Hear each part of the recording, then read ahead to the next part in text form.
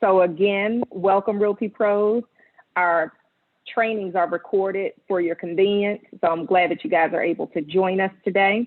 We're going to go ahead and give a brief recap on what we talked about last week on Realty Talk. We were talking about preparing for a listing appointment. So if there's anybody that was on our call last week that would like to share, I'm going to pick on some of you to answer the question, what things do we need to do in order to prepare for our listing appointment?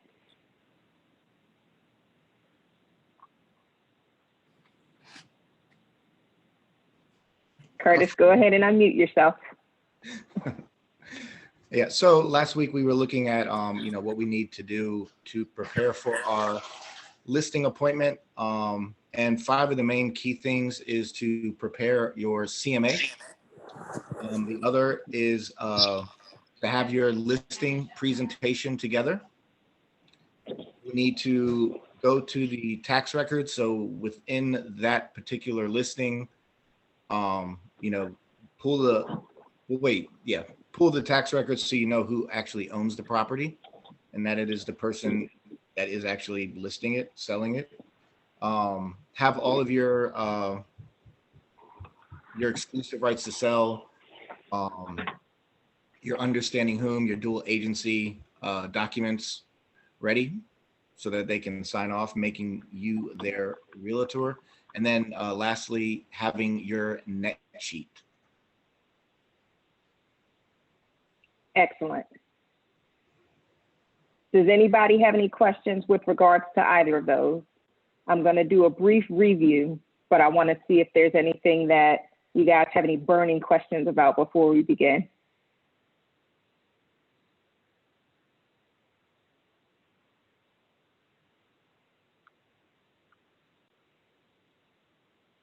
All right, well, let me go ahead and share my screen.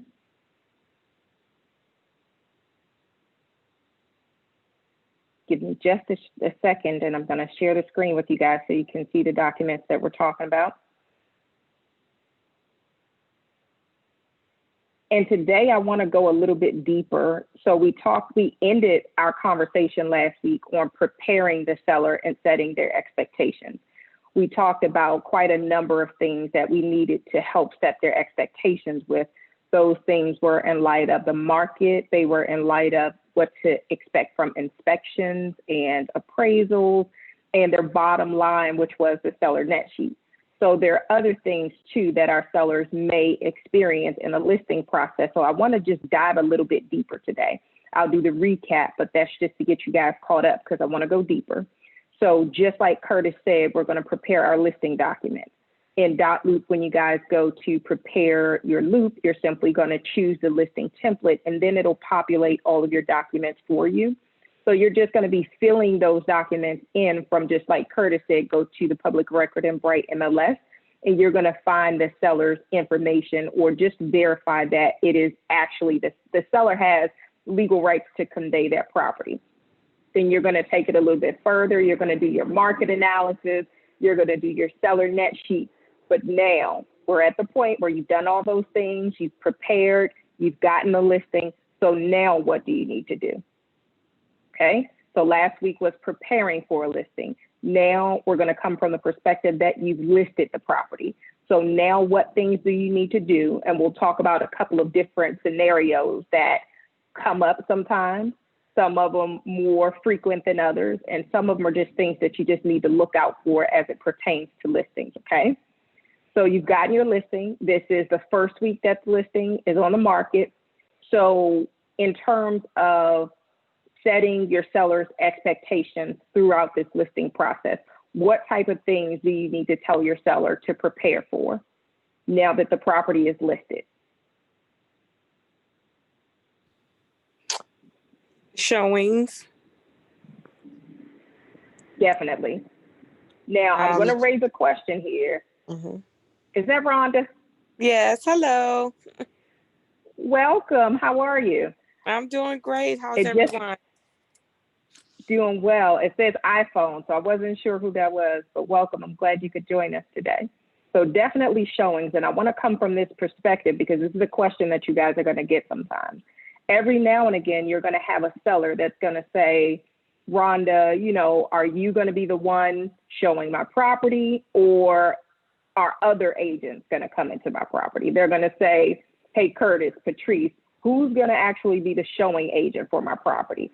And what type of dialogue do you want to have with them? Because the goal is, like we said last week, maximum exposure. And in getting maximum exposure for that property, we need to have the most showings possible with the largest showing window, with the most number of days. So if you're talking to me and I'm a seller and I'm asking either of you, hey, what do you recommend with regards to showing? How do you convince me? Talk me through that.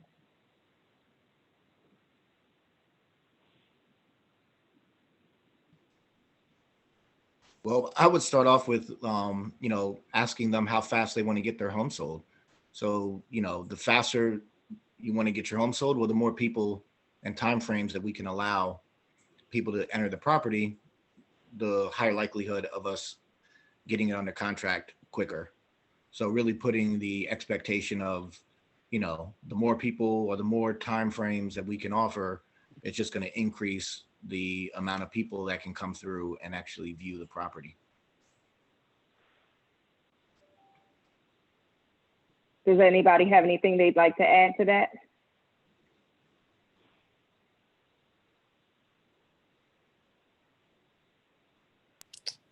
Maybe an open house. Both of those are crucial. So the most showing windows possible and an open house. Now, let me ask you this question, because this is something that you will face when you're talking to sellers.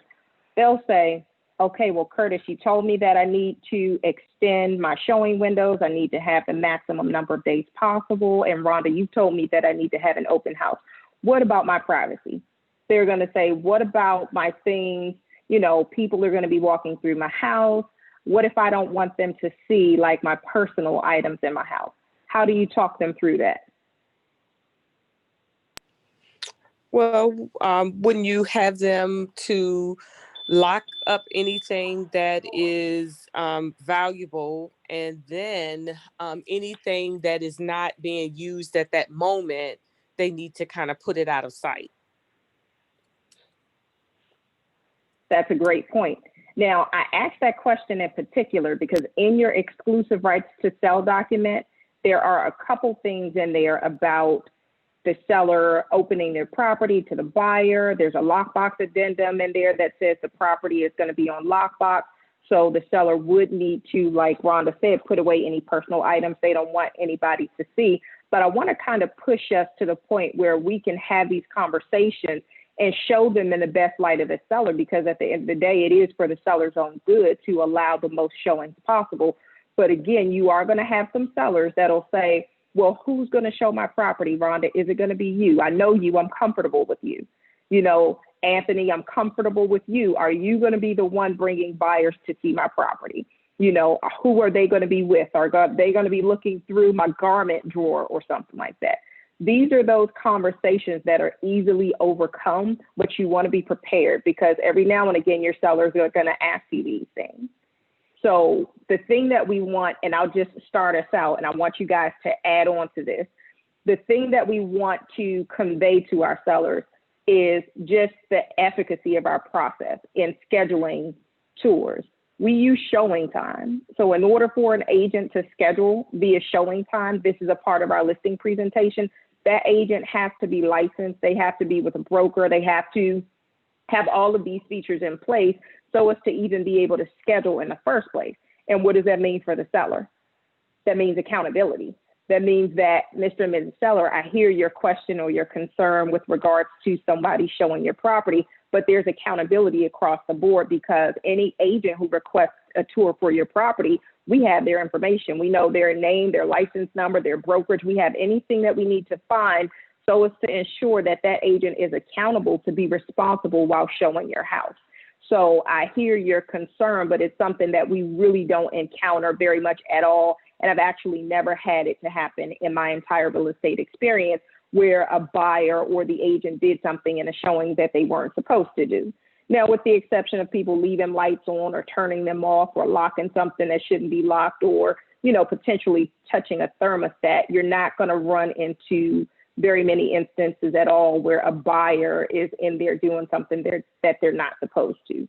So that's the objection that you want to be able to handle when you're talking to a seller and convincing them to allow for, maximum showing opportunities in open houses. Does anybody have any questions or anything else that they'd like to add into that discussion? Well, one of the things that should have been done in the listing presentation before they actually became client is to let them know, like, once we do list the property, prior to that, you want to depersonalize it as much as you can. You shouldn't have, pictures of yourself or your family, so that now somebody walks in, they don't know who you are because there's no photos up, of you. So that privacy aspect, and it also is going to help with the sale, that it doesn't look like somebody truly lives there, and this way it helps them too to start packing, your belongings to move, because we are going to get it sold, and we're going to get it sold quickly. Excellent point. And Anybody else? The other thing is, with moving items that are not being used at that moment, it also helps the buyer to visualize themselves being in that property. Those are great points. Yeah.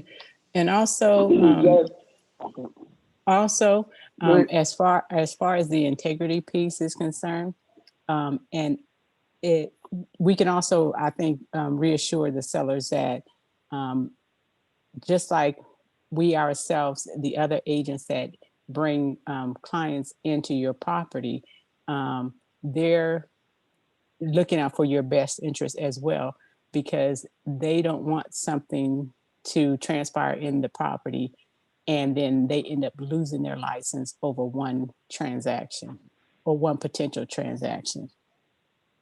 They're going to do what they can do to safeguard your property as well. Excellent. And Mrs. I was Porter, going to mention.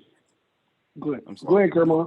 No, I was going to say, if I could piggyback on that, I had a situation where I was doing a showing at a property, and the seller had left all kinds of things in plain view. I'm talking about money, credit cards, coins, various coins. I mean, you name it, they left it in plain view. But the good news was that I was walking my potential buyer through the property. So I kept my eye out, because once I noticed that, of course, I was keeping my eye out for anything after that. And the good news was that because we're agents and because we are licensed, and most of the agents, if not all of them, are very, very ethical, you can kind of let people know that I walked through there with them, with the particular prospective buyer. So we have our eyes out as well, making sure that everything is on the up and up as well. But my point was that some sellers were not told to put everything away. They weren't told to take all they had just left it, just like they just ran out, left money, all kinds of things out in the open. So I think it's very important that we let people know that you definitely don't want to do that. People just don't know what they don't know. So we definitely don't want you to do that. We want to make sure that you put everything away, because people have personal things. And sometimes when people come to look at homes, even though they don't do this as much anymore, they might have children with them. They might have someone that might pick something up by mistake. So we want to make sure that people know that you want to, take precaution, even though we're there and we're not going to do anything, but we want to make sure people take precaution as well. So in that case, this is Dee.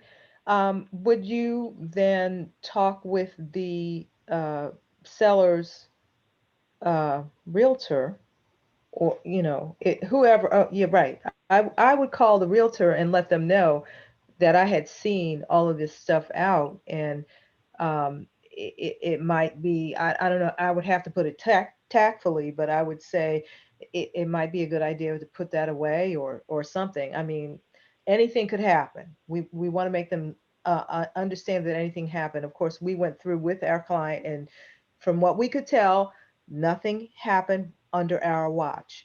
But you know, in the future, you might want to tell your sellers that it would be a good idea for them to put everything away. So I would be in Well, contact with the uh, seller's agent well, about I did that. mention it to the seller's agent, Yeah. but if I can piggyback on that, what I did not do, which I should have done, was I should have mentioned it to my broker, and let my Mrs. Porter know. I think we should always let the Mr. and Mrs. Porter know whatever we come in contact with, something like that, because it's always good to know for them to be able to say, yes, I told them that they were aware. So you always want to have somebody else aware to, to back you up. So that's where I think I dropped the ball and not letting Mr. and Mrs. Porter know.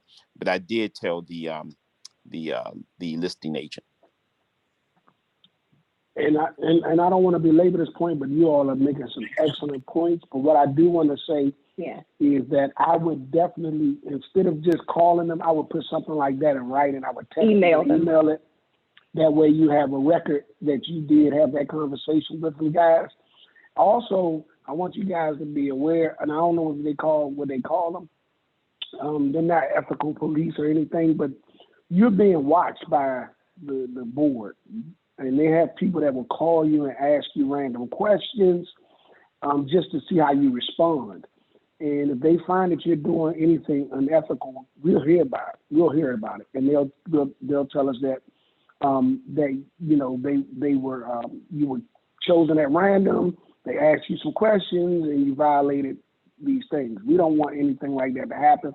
So that goes in alignment with the ethics of you guys being above reproach. But always, I would even take pictures and send that kind of information over to the seller to let them know that we walked through the property, we saw these things laying out. We just want to let you know when we left, everything was intact, but you might want to let your seller know to put those things away. That's really important. All of those are great points, and I'm so glad that you guys brought those things up. And Kermon, yes, you do want to send that over in writing, just like Mr. Porter said. And D, you said something that was crucial too. Nothing happened on our watch. And that's the point that you want to convey. Just like Kermon said, we're realtors, so we're bound to uphold the highest standards of ethics. So if you see something like that, you report it, you send an email over, and just CC us. That way we have it. Okay. Now, in light of having our sellers to be comfortable with showing their properties, does this help? And by this, I mean, you have realtors that are saying, hey, we're going to report it. We're going to make sure that nothing happens on our watch. We're going to talk to the listing agent and say, hey, advise your seller to put these things away. These are the type of conversations that you want to be equipped with. So when you talk to a seller and they're saying, hey, I don't know if I want people walking through my property, because if they were to see something. But these are exactly the circumstances that we can share with them. Hey, we're held by a higher standard. So this is what we have to do. This is the process that we have to follow. And the same too for our colleagues. Okay. So this is how we get the seller over that potential hurdle of being uncomfortable with people walking in their house, just based on the conversations that we're having. All right.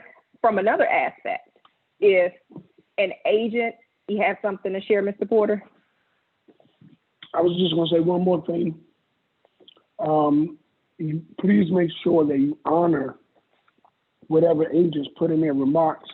For instance, if they say, don't touch the thermostat, make sure you don't touch the thermostat. And sometimes you'll go in the house and it's hot or it's cold with your buyers. You want to make sure that you recognize that you're honoring those things. And now keep in mind, there could be cameras in the house. They could have the thermostat on their cell phones now, so they'll know what you did, and people will report you. So just make sure you honor whatever the seller is asking for in the remarks. That's all I was going to say. That's a great point, and I actually will piggyback on that. You're going to see remarks on Bright MLS, your agent remarks, and you're also going to see remarks in showing time. And then you as a listing agent, you're going to add remarks to Bright MLS, but you're also going to add your detailed remarks to showing time. So my recommendation is the combination and how the person will access that property. Do not put that into Bright MLS. At our brokerage, we want to make sure that that information is only available to agents who have scheduled appointments and received confirmations. So when you put it into showing time, the only way for the agent to get it is to actually go through the system, schedule it, and receive a confirmation, and then they'll have all that information, okay?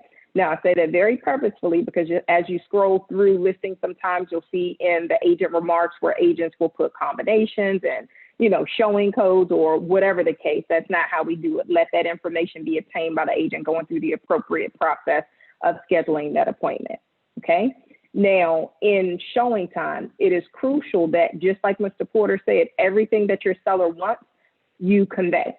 So in your listing documents on page 1, where it has showing instructions, those are going to be your days, your times, your hours, how much notice your seller needs. So if your seller needs 2 hours notice, 4 hours notice, 24 hours notice, whatever that looks like, you're going to put all of that information into showing time. Also, you're going to put in there, if there are any other tenants or occupants of the property, you want to make sure to add their email addresses in showing time as well, so that everybody who lives in the property gets a notification at the same time. Because the last thing you want is to have a couple that maybe has children home doing distance learning, and maybe the mom's at work and the dad's at home, or the dad's at work and the mom's at home, and only one of them knows about the showing. So then you have someone showing up to the property, and then you have people in the property who were unaware. So that's how we tackle that, to make sure that we have as many successes as possible with our showings. And I do recommend that if the property is owner occupied, I do recommend that you make it appointment required and give your sellers a 2-hour showing window. Sometimes the sellers will say, well, I only need 1 hour, and that's fine. But in my experience, 1 hour sometimes is not enough, because if a person is at Shoppers, or if they're at Wegmans, or wherever they are, and if they're not looking at their phone at that time, they could very well miss that showing and not have had time to respond to it. So I would recommend giving them that 2 hours notice, and just be sure that you add everybody, every adult who lives in that property, onto your list of occupants in showing time, okay? So all of your showing instructions, like not touching a thermostat, you know, leave the light on out back, or if there's a small dog in the house, all of that stuff has to be there. All pets have to be disclosed. When you're talking to your sellers, you're letting them know on your listing appointment, like we said, what things they need to do to prepare the property, and pets are going to be included in their preparation. So if that means they're going to take the pets out of the property when they leave, or if the pets are going to be out back in a doghouse chained, or in some type of cage chained, or whatever that looks like, that needs to be clearly conveyed. Okay. And then that disclosure has to be given to the showing agent also. But from another perspective, this is probably the final point that I'll make, except if you guys have some great insight, which you have had thus far. A seller says, okay, well, I hear you say all of those things, Kermon. I hear you say that, you know, the agents are going to be watching to ensure that nothing happens on their watches. But what about these buyers? I don't know who they are. And here's the perspective that I want us to come from. If a buyer is just walking into a house, you don't have much information about them. But if a buyer has hired an agent, that agent, chances are that agent has their name, their address, they have a lender, the lender has their social security number, their date of birth, you know, the lender, you likely have a copy of their driver's license. So there's a lot of exposure on part of the buyer. So that then lends itself to a greater level of accountability too, right? Because this is all in the listing process. We're going through the process of having tours and all that good stuff. And we want our clients to be comfortable with the process. Is there anybody that would like to speak to that? Jasmine, I actually wanted to go back to what you were talking about before we went here. And I was unclear about what you were saying about showing time and making sure that every client gets the information. Is there a place in showing time so that so that something is sent directly to the sellers when you set up an Yes. appointment? I did not realize. Yes. It sure is. So in showing time, when you add the property to showing time, you add all of your specifications. Right. You also add the owner's information. So you're going to add their name, their email address, and their telephone number. And when you do that, you're going to assign that property to them as the occupants also, so that they'll get notifications whenever a client or the agent actually has requested a tour of the property.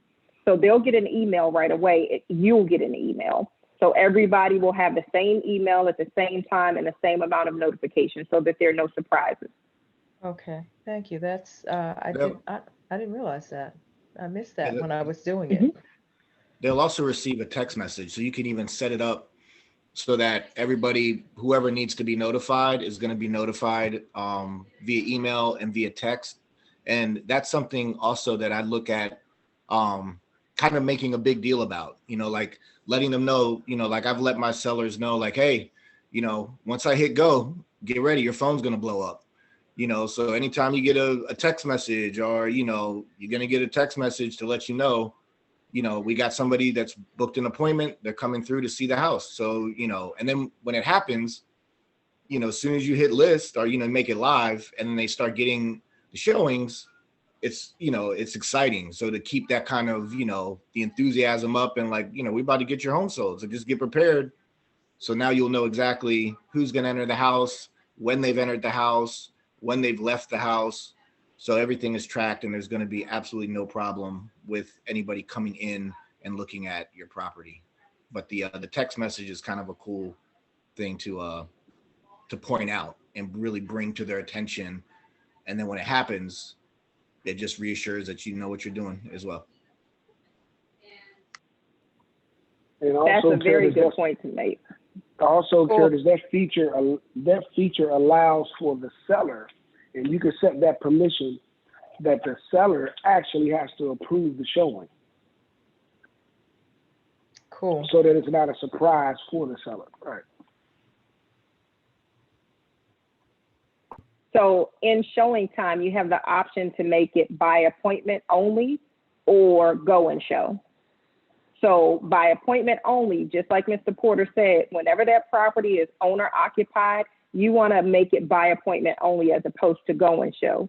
With go and show, the system is automatically going to confirm the showing request and simply send the seller a notification. That's go and show.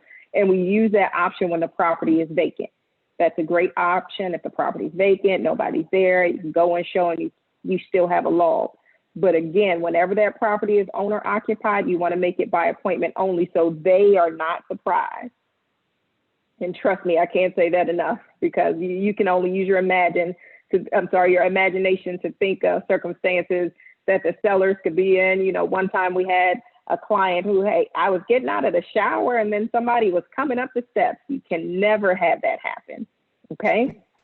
I had that happen. It may have been your listing that I'm remembering.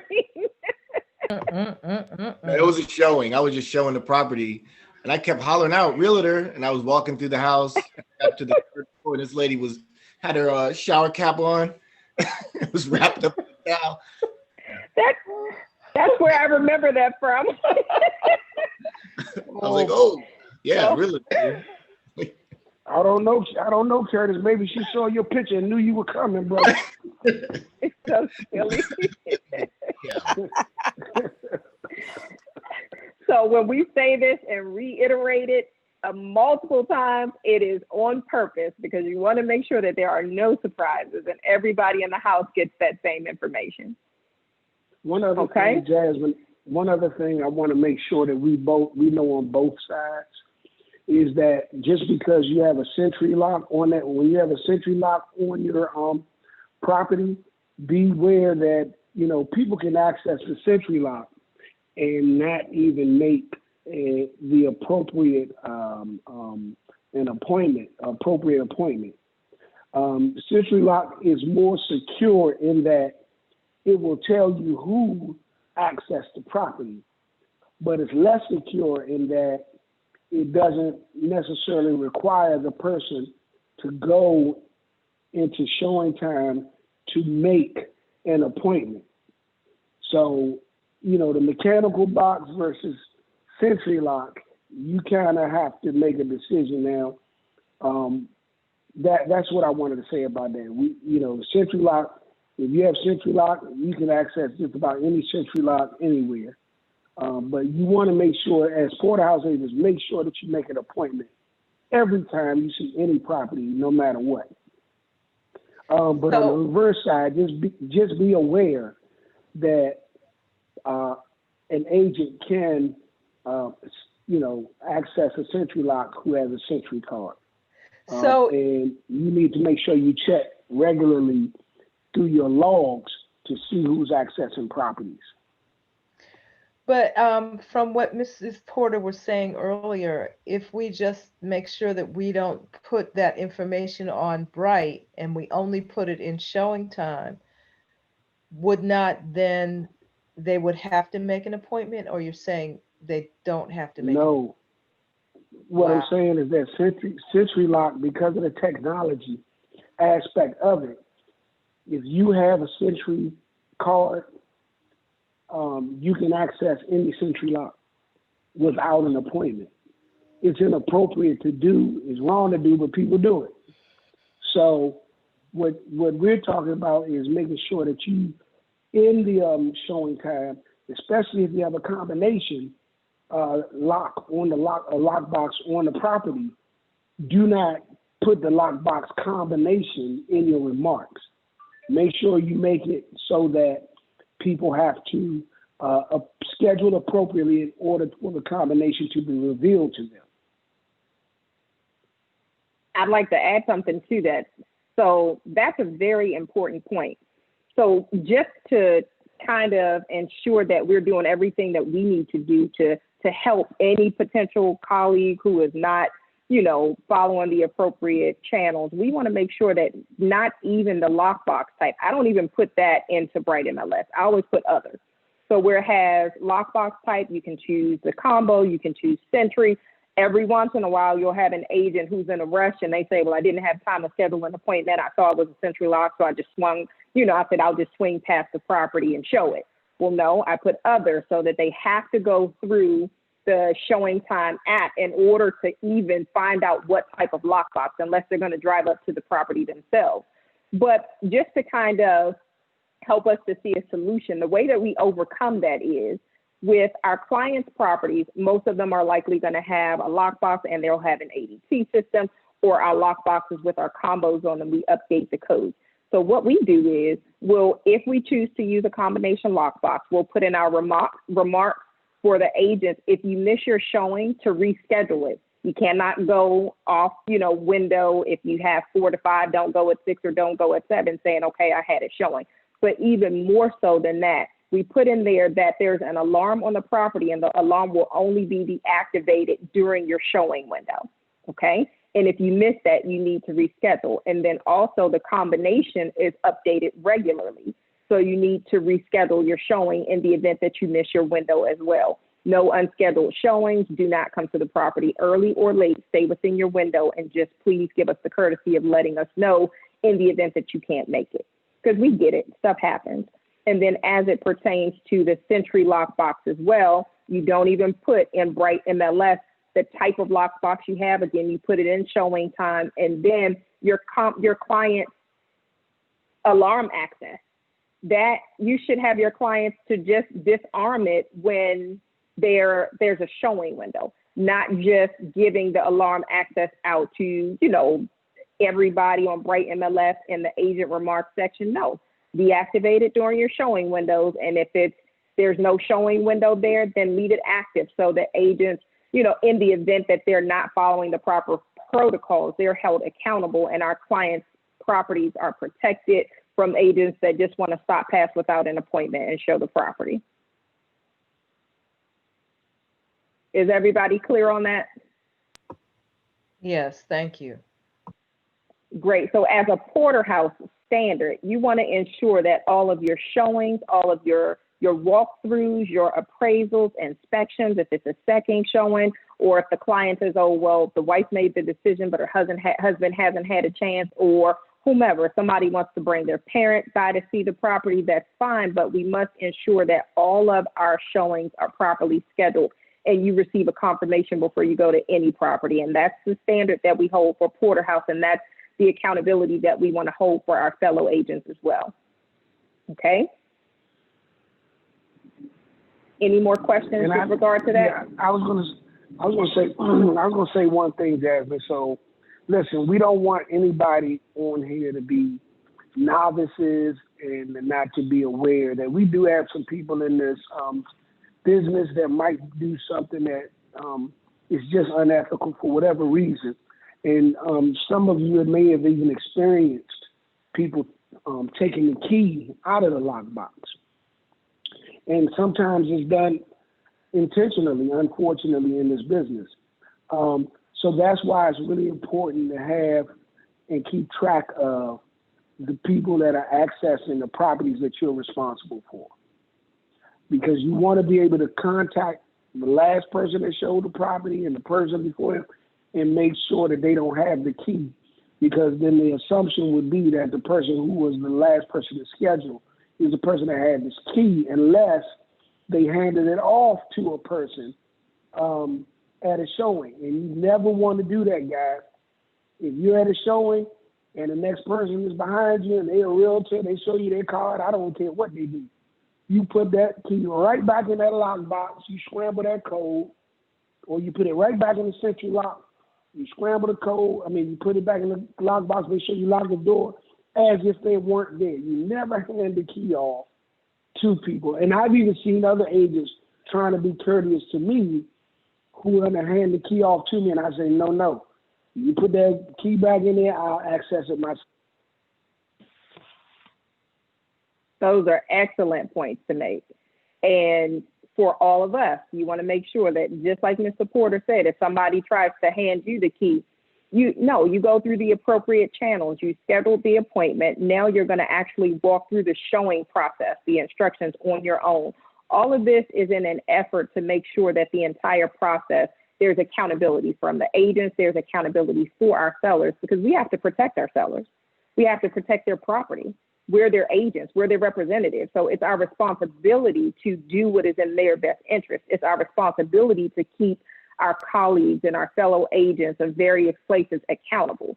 So these are the type of things that you need to be aware of, so that when you see them, not only do you not participate, but you can, like Herman said, report it to your broker if need be, because we have to protect the industry and our clients. Well, another thing, Jasmine, and what I was going to say about that key is that you don't know if that person is giving you the actual key to their house. It might be a dummy key, and they might have took the key so that nobody else could access the house because they want to write it up and get it. So, and we have seen that happen in competitive situations. Agents will go and take that key out of the lockbox so that nobody else can get in and show the property. Yep. So you want to make sure that you tell them to put the key back in there. You put that key back in that lockbox, and I'll get it out myself. And if you get that key out and it doesn't access that lock, you call that agent and say, hey, I'm at the property. My name is Shay Porter. I'm with Porterhouse International. The guy that was just before me, he gave me this. I opened the combination, put the key in there. This key is not working. I think he gave the wrong key. You snitch on them because they're going to blame you. They're going to try to blame you. So you let everything, anytime you have to let an agent know anything about the property, I highly recommend that you call them, text them, and email them. Put it in writing, communicate it to them, and then follow up through an email just to let them know how the showing went. Very important. If you smell gas, I've been in properties where we smelled gas. We call the fire department. That's what you should do. You call the fire department, you smell gas in the house, especially if it's strong. Okay? And you want to make sure that you immediately notify the listing agent. You let the listing agent know. You see water in the property, you want to let the agent know immediately. So you know you have a responsibility to notify, because they can say you touched the water, you left the gas on, you did these things. So make sure that you let people know stuff in writing as well as verbally. Those are some very good points to make. And I'm going to take that a little bit further. Because anything could happen in the property when you're doing a property tour, I want to remind us that we are not inspectors. Okay, what do I mean by that? I mean, there's no reason for us to go in there and turn on the dishwasher and, run all the showers or turn on the stove and do all of these things, even if our client wants us to, because then there's a sense of liability on your part if something is already, going awry that you don't know about. If it starts to malfunction because you touched it, then who does the burden fall on? Then it becomes a porterhouse problem. So we want to make sure that we allow the inspectors to do the inspecting, the appraisers to do the appraising, and the agents to do everything that pertains to brokerage and not get into the inspector's lane. Okay? And of course, that's with the exception of turning lights on and off and opening doors. Aside from that, you shouldn't be doing anything else. You wouldn't want to turn the stove on and then have something in the stove that you didn't realize, and then it starts smoking. That's exactly why I said that. Yeah, that's exactly why we're giving you guys those nuggets. Because listen, it has happened, and you don't want it to happen on your watch.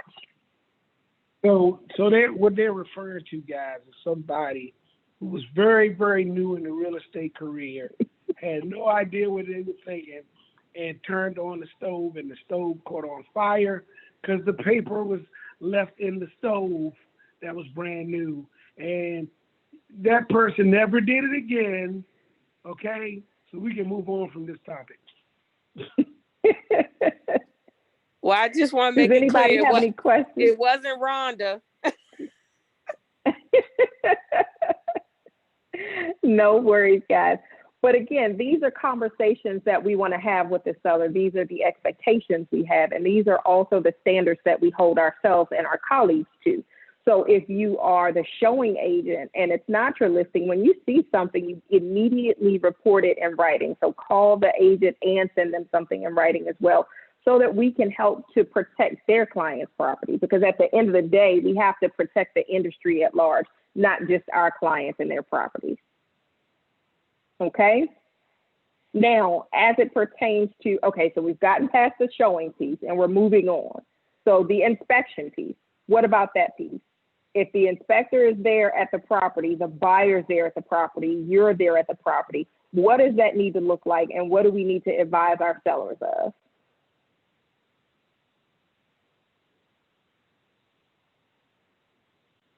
Say and I'll just give us a Jasmine. hint.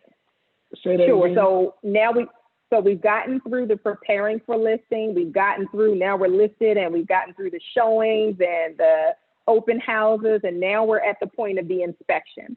So the buyer's there for the inspection, the agent and the inspector are there as well. So what does that process look like, and what do we need to advise our sellers of?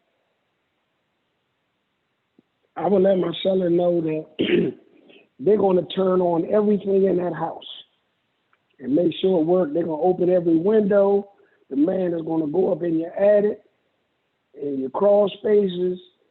He's going to check that house out from stem to stern, and he's not going to leave any stone unturned when it's all said and done. That's his job. He's making sure he finds out anything that could be a potential repair in that house or anything that is possibly dangerous. And we'll get and the buyers are going to probably ask us for repairs. That's right. Now, the sellers, sometimes they'll say, hey, can I stay there for the inspection? I don't mind answering questions. How do you respond to them? Tell them to go shopping. Yes, best that they don't. It is much better if they are not there to give up any information that may be used in an unkind light. And also, they don't need to be in a position where they might be disclosing something they're not supposed to disclose, especially if you've signed a page that says, there's a disclosure page, and then what's the other one? That's the one you're supposed to sign. So disclaimer. So you just want to go with your disclaimer and not necessarily work with the disclosing things that might cause you additional heartache and pain, for what I would say. So just be careful with that. That's what the inspector is supposed to do. Now, what if they insist on staying? So we advise them that it's in their best interest that they leave. So whether they go to the grocery store, visit family, sit in a car, or whatever the case is, at the property inspection, the buyer needs to be there with the inspector. One of the things that I like to say to sellers is anything that you say to a buyer or their agent can and will be used to benefit their buyer, or can and will be used against you as the seller. You have to remind them of fiduciary. Your fiduciary as the listing agent is to the seller, meaning you have to do everything in their best interest. The buyer's agent's fiduciary is to their client. So they don't want to put themselves in a predicament where they're in the room with the buyer and the buyer's agent, because as just being a seller, they're not agents. Even if they bought and sold a home before, there are so many things that you could never imagine that a seller could say, not even thinking that there's something wrong with it, but now it gives a benefit or a negotiation leg up to the buyer, or that was just a key that the agent needed in some type of way. So you want to deter them from doing that, because they're not real estate professionals. We don't expect them to know what things to say and not say, what things to do and not do. So it's in their best interest for them to simply remove themselves from that process. Okay. And I'll piggyback a little bit on what Dee said. Dee, I appreciate what you said, because I heard two different things in there. Dee's talking about disclosure versus disclaimer. In your listing documents, it's your seller's choice as to whether or not they would like to disclose or disclaim. And as licensees, we cannot advise them which of those things to do. We simply have to present them with the two documents and let them know what those documents entail. Now, as it pertains to the inspection, if the seller is there and they're giving background about something, that could potentially sound like, something scary for the buyer, or a latent defect, or something that's not disclosed, or anything. There are a number of things that you don't even want your seller to go through. So it's best for them simply not to be there. Does that answer your question, Rhonda? Yes, it does. Thank you. You're welcome. All right, guys. So now that's the inspection. Okay, so now we've gotten through the inspection, and your seller was selling the property as is. The buyer comes back now and they're asking for repairs. What do you say? Or how do you prepare your seller in that way? I generally always tell even though it may be a matter of a as is sale, I always let my seller know in advance that although this is, how we are listing it as is, it's possible that the buyer's agent will come back to us after an inspection and ask for some repairs. And at that point, you can make a decision as to whether or not you want to stand on that as is, or, perhaps it's, to your benefit to go ahead and make some of the repairs and or make all of the repairs. And if it's something for the sake of safety, I let them know in advance that those are things that you don't necessarily have an option for, because you can't, the buyer is not then responsible for fulfilling the contract if you are not willing to take care of those things. Those are some great points. And I like what Anita said, especially from the buyer's agent side, and that's why, guys, I always ask for repairs. Even if I'm in the as-is contract as the buyer's agent, and I know I'm not supposed to be talking about the buyer's side, Jasmine, but I'm biased. But as the buyer's agent, I always ask for repairs, because any good listing agent is going to do exactly what Anita just said. That's what a good listing agent is supposed to do. So I'm always going to ask for repairs. So don't get caught up just because they're listing it as is. If you're representing the buyer and you do that inspection, ask for some repairs. And I'm always going to ask for repairs too, because I feel like the worst thing they can do is say no. But I'll have already That's let right. my buyer know, this is an as is sale. And then, but we can ask, but just make them aware of the fact that this is an as is sale. Well, and from the listing side, it's also very important before you actually accepted that offer to let the seller know that depending on the financing vehicle that buyer is using, that if it's a VA loan and they do come back and they do have lender required repairs, you are going to have to make those repairs in order for that buyer to move forward and get approved for the loan. So even though it might be an as is situation, if you're ratified with somebody that is a VA loan and there are serious repairs that need to be done, they're still going to have to do those repairs in order for that loan to get approved.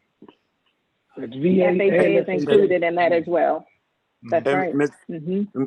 Mrs. Porter, is that hold true as well on an FHA for FHA, that some of the things they require that you do for the loan to even go through? And if that's the case, does the seller still have to do it, or can they just say, well, we want to pull the loan, or we don't want to do an FHA buyer, or whatever the case may be? So that's a great question, Kerman. So there are two different things at play. Number one, when your seller and your buyer agreed to the contract, if the buyer had FHA or VA, then there would have been an FHA or VA financing addendum included in that contract, and there would have been an amendatory clause in there, as well as a section for lender required repairs. And that section for lender required repairs is where the buyer is asking the seller to hold aside a certain number of dollars in the event that the appraiser, not the inspector, but there's still repairs that are done from the appraiser's inspection of the property. So I want to make sure that that's clear. One is an inspection that the buyer has paid for, and that's the property inspection, and they're asking for some things. And you do want to advise your seller in advance to, be willing to satisfy those things that are safety issues. If it's something that pertains to, structural or electrical or plumbing or the foundation, you want to advise your seller in advance to be willing to concede on some of those things, because that's what most buyers are going to ask for anyway, unless they're willing to reduce the price and do a cash sale. But if it pertains to VA or FHA, then that lender can make it a requirement, whereas the seller doesn't have the ability to say no. Like Anita said, it's a lender required repair. So even if the seller says, hey, I don't want to sell it, it's still something that they're going to have to do unless they say, okay, well, I don't want to move forward with this contract, but the contract would have already included a provision for the dollar amount that the seller is willing to contribute for those type of repairs. Okay. Did that answer your question, Kerman? Yes. Yes, it did. Okay. And to Curtis's point, that is sometimes a factor for sellers when they're selling their property as to whether or not they're going to look for a conventional versus a VA versus an FHA loan, because they have different criteria. And the seller may be held accountable in different areas with certain loan types that they're not in others. So, and that's a good point that Curtis made last week. With conventional, there is no lender required repair provision there, because the buyer doesn't even have to get the inspection done. And the purchase of the property is not bound by the appraisal anyway. So those are just conversations that you want to be ready to have with the seller. But to Mr. Porter and Anita's point, when you're having a conversation with your seller, the goal of listing the property in the first place is to get them across the finish line to settlement, okay? So if they have a ready, willing, and able buyer who's submitting an offer on the property, and the only thing this buyer needs in order to close the deal is that repair, then are you going to let your seller say no to a repair, which is going to void their settlement and put the property back on the market for another buyer who might ask for the same or more repair items anyway? Nope. They have to be on one accord. You need to have a ready, willing, and able buyer, and then the buyer and the seller need to have a meeting of the minds. So they need to be on one accord with regards to those repair items. So whether it's as is or not, the buyer still has to agree to move forward after they get that inspection. So just advise your sellers accordingly. They might want to give a little bit.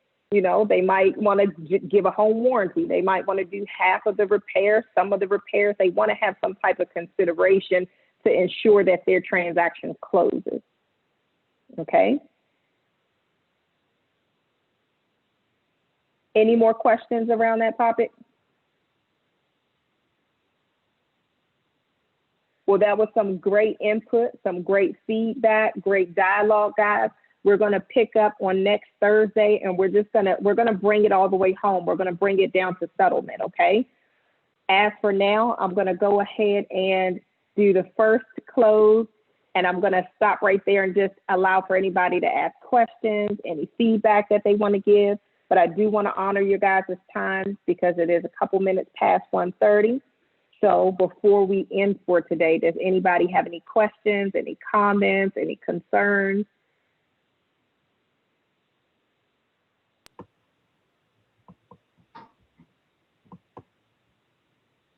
I'm good. Great.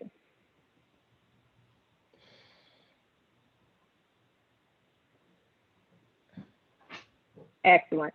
All right, guys. Well, you guys are the best as always. If you think of anything, just give me a call, send us a text, email, whatever you need. We're here, and we will pick up next Thursday. Okay. And guys, before we go, I did want to welcome Mr. Anthony Gore to Porterhouse International Realty Group. And he's joining us for the very first time for his training. So welcome again, Anthony. Mr. Gore. Welcome aboard. Welcome. Thank you, thank you, thank you. Okay. Definitely Wonderful. welcome. Oh, Welcome, that's sir. cute. Thank you, Paula.